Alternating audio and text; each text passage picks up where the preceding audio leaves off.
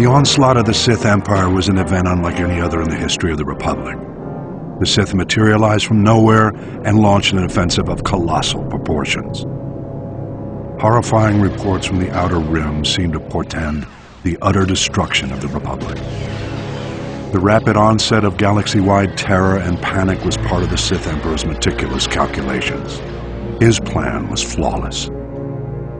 Sith battlecruisers first appeared on the fringes of the Tingle Arm.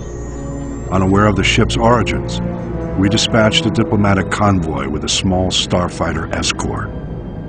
The Emperor wanted us to witness the full might of his forces before he attacked. The diplomats had just enough time to transmit images back. Then they were annihilated.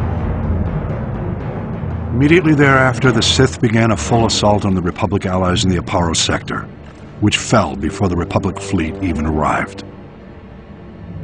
Then our allies turned on us. The Sith had secretly established puppet governments on Belkanon, Serpenal, and Ruria. The Republic fleet suddenly found itself in enemy territory, fighting desperately on all sides. The Republic rallied every available ship to support the fleet, leaving only a handful of Jedi security ships to patrol Korriban. Regrettably, Korriban fell back into the enemy's hands without the Jedi Council even knowing about it. Overwhelmed and desperate, the Republic fleet scattered, fleeing from the Tingle Arm to avoid complete annihilation. Elsewhere in the Outer Rim, the Sith staged more targeted strikes, destroying our shipyards in the Sluy sector, blockading the Rimma trade route, and seizing control of the rich resources of the Minos cluster. Confused and in complete disarray, Republic forces were unable to respond. Republic leaders and members of the Jedi Council arranged an emergency meeting in the Senate to prioritize the galaxy's defense.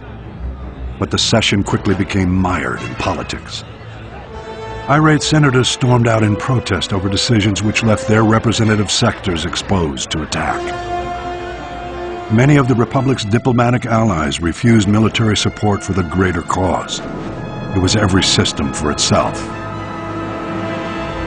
This was perhaps the greatest genius of the Emperor's plot. He had turned the Republic against itself. While the Republic played politics, the Emperor used the time to reconfigure his forces for the long push into the galactic core. All might have been lost in those early years had individual Jedi Masters and Republic military leaders waited for the Senate's orders. By taking matters into their own hands, they managed to slow the Empire's advances. The attack of the Sith Empire was the most well-orchestrated and carefully coordinated military maneuver in the galaxy's history. Indications suggest the operation took centuries of planning and preparation. I'll elaborate in my next report.